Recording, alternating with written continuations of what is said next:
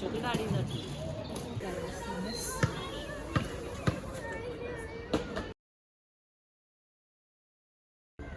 Hi. Hi, could you introduce yourself? Yeah, my name is Ritesh Singh and my pronouns are he and they, so I would like if you would use them. Hello, I'm Casey. I'm a copywriter who lives in Pune. I am polyamorous and biromantic last time I checked. So, Hi, I'm Adil Mullah. I'm from Pune and I work as a brand management executive. I'm straight. I identify myself as gay, but then at the same time, I am exploring my gender, so that's not sure yet, but gay and gender fluid at this point. When did you find out that you were different? Okay, as a young child, my family would used to take me out for shopping, and instead of looking at the clothes, I always used to look at those bodies of those men on those brief boxes. That is how I realized that I'm into guys. yeah, as far as the poly stuff goes, I fell in love with a polyamorous person about 5 years ago, and I started thinking about it. Once I found someone that, really explained things to me a lot more and helped me understand myself more, I think that's when I started realizing about the polyamorous thing. About the biromantic thing, I don't know, just I've found a couple of guys cute over the years. Who was the first person you revealed your identity to, and what did that go like? The first person in my family? Yes. Yeah, so that's probably my brother. So, like my family, my friends are all pretty supportive about all of this. So, I think my brother is the first family member of mine that actually knew that I was polyamorous. So, Okay. Well, the first person that I told to was a friend of mine who was 14 when I told him when I was 13. The reaction was pretty funny, and it's a story that I can talk about some other time, but yeah. Okay, great. Well, in the case of any separation at family, when you spoke to them about this, how did you deal with it? And, when did you reveal your identity to your family? Okay, I was not lucky enough to reveal my identity to them by myself. A very good support system of mine actually backstabbed me and told my family. So the reaction was vulgar. I would say that's the term, and it was very traumatic. It still is. I'm not really cope up with it, but yeah. If somebody came up to you and revealed that they belong to the LGBTQ community and they've discovered themselves, how would you react? I'll be surprised for a moment, but then I would come to the realization that he or she didn't choose who she was born as. So there's no reason why you shouldn't accept him or her. So I'll definitely accept her. I'll take my own time, obviously. I'll take a day or two. I'll process what she or he just told me. And then, yes, I'll definitely accept that person for who they are.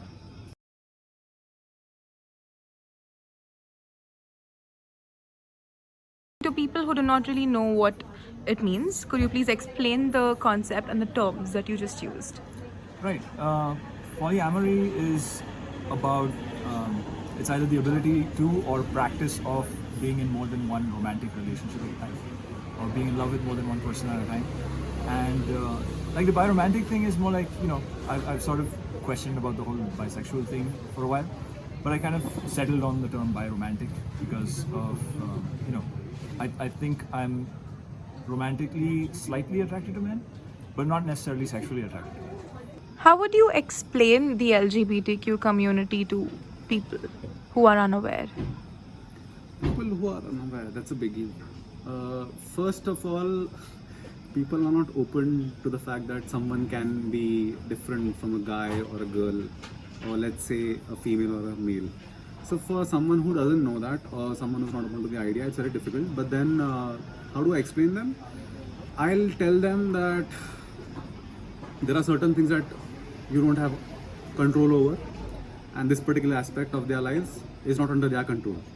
They are born with it, and if someone is born with it, you can't judge them on the basis of that particular thing. So even if you are not open to it, please at least respect the fact that they belong to that particular community and they are a certain way, and that goes a long way, because if in the future you have children who identify themselves as a queer or from the LGBT community, you will obviously accept them for the person they are, right? So why not accept the people around you? So, why is it important to specify the pronouns that suit you? Okay, this is gonna be a generic answer.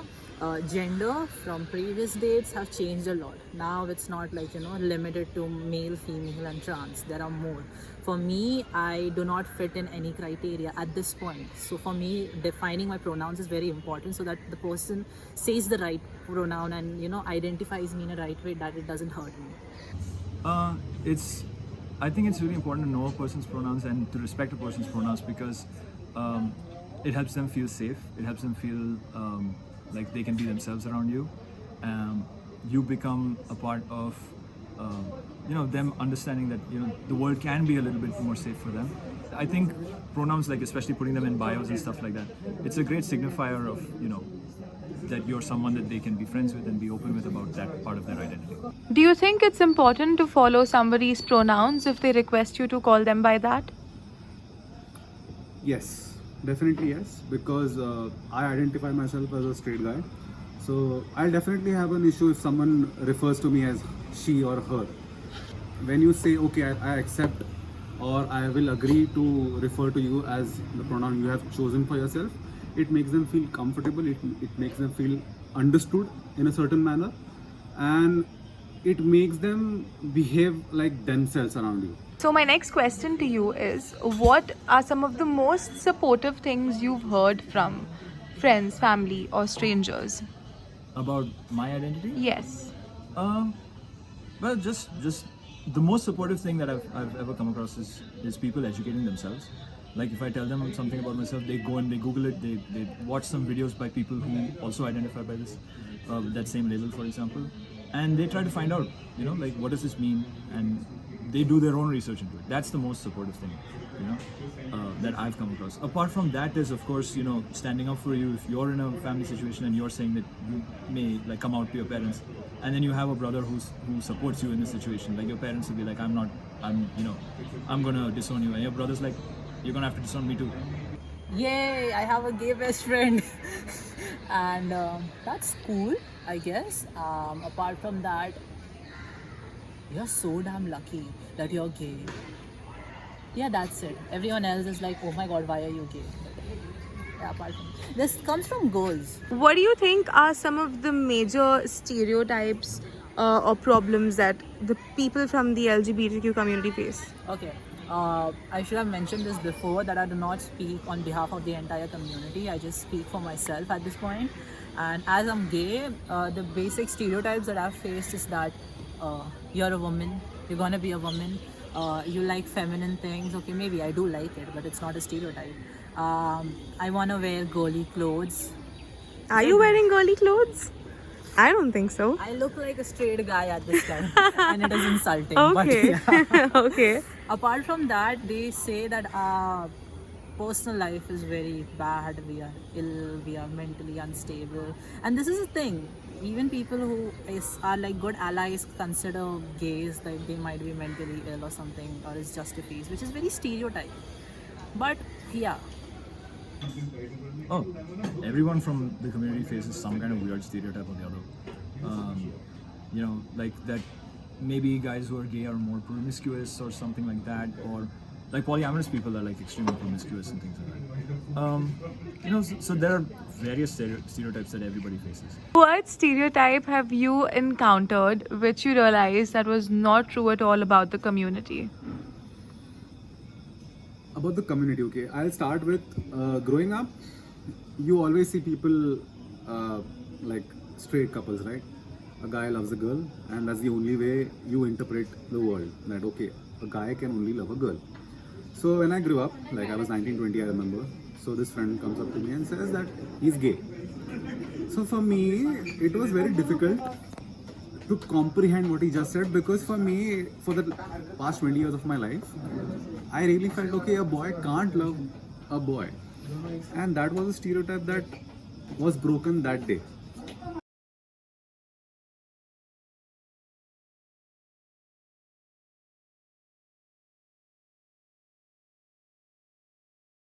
What are your opinions on gender change surgeries? They should happen. I mean, in India, I believe it's a very hard process, but they should happen. I have friends who are going through the hormonal exchange of that part, and then they're gonna go for the gender.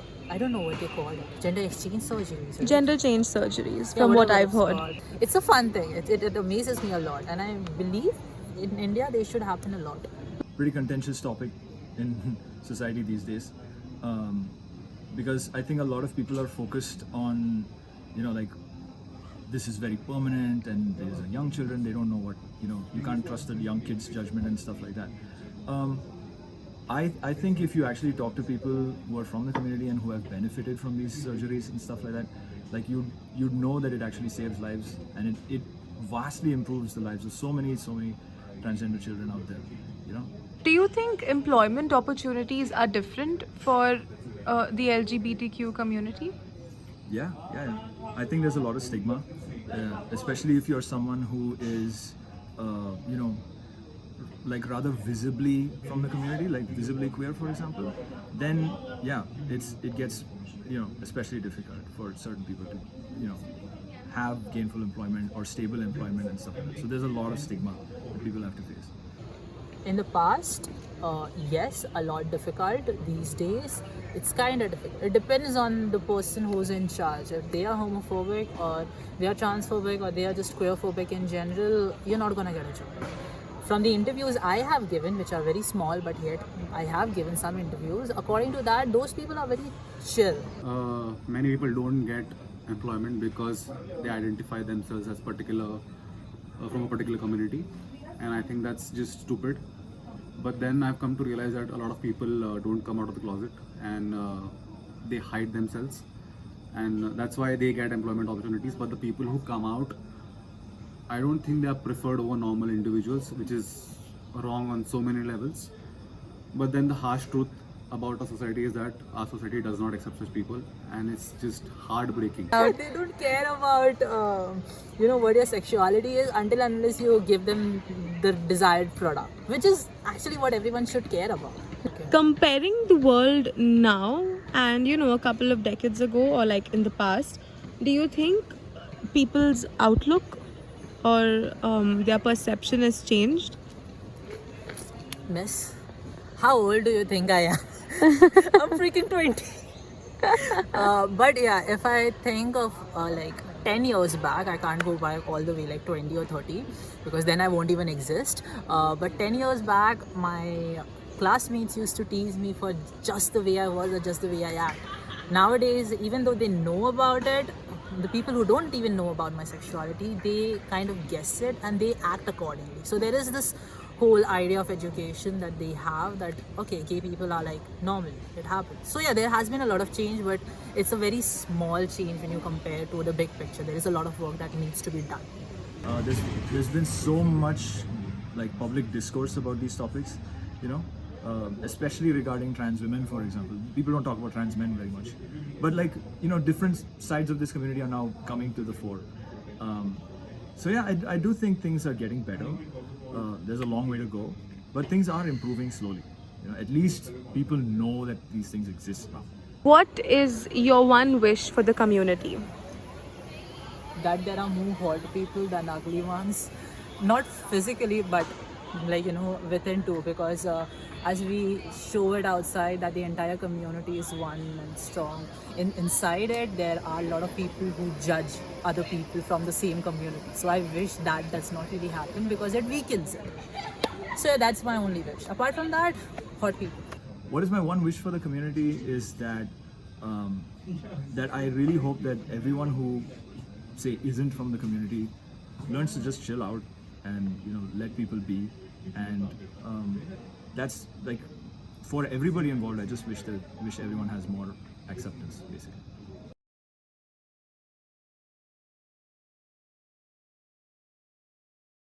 So, what are your thoughts on adoption, and what gender would you prefer your child to be? First of all, adoption is great. I really wish that a lot more people decided to adopt and creating more children. There's so many children that need to be adopted, so please adopt. And I don't have a preference. I don't think I would prefer my child to be any particular gender. Um, I'm curious to, like, if I were to adopt, I would be curious to see what their preferences and identity is. So, yeah. Hey, that's my favorite question over there. Okay, I think in India, not I think it's a practical thing. In India, gay people are not actually not just gay. The entire community is not really allowed to adopt. I mean, we are not allowed of civil rights, so adoption comes in. But if I ever get an opportunity to do that, it would always be a girl. I don't know why, but I've always been like, I want to have a daughter of my own who I can, like, just hang out with, get her married if she wants to, and yeah, just raise a girl that of my ideals or something like that. It's odd, but I want to go. A person who needs love gets love, and that's the most important thing I feel about adoption. Apart from that, if I ever get the opportunity to adopt, I'll definitely be up for it. But then the preference part, I don't understand, because a child is a child. A boy or a girl doesn't matter. Define your meaning of a person. Okay, that's a tricky question. No, it's a difficult question. A person, someone who is kind towards me, someone who respects my ideals, my goals, my beliefs, and someone who's just nice, not just to me but to everyone around. I guess it's a conscious entity that should be allowed to really explore itself and explore the truth of what it is. Like a human being that, has inalienable rights. How important do you think is it to educate a child irrespective of their gender? About LGBTQ stuff? Like in general. Oh yeah, it's super important. You're preparing that child for like life, and you're preparing that child for living in human society. So the more you educate it, especially about different gender identities, sexualities, and all of that stuff, the better it's going to make the world a safer place. If it's on the basis of sexuality and identities, a lot, because at a young age you're like a blank slate.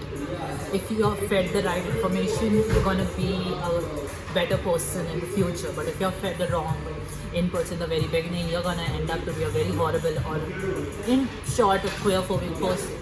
They have told me this in my childhood: not dress up like a girl, not be this feminine, boys don't cry. These are not education, yet these are something like an indirect education. Family teaches you that, your society teaches you that. So it's very important to teach the right thing. Apart from that, education is a basic necessity. Everyone should get educated. But yeah. That's a very interesting question. I think it's important to educate a child because growing up, a child doesn't know anything about this world.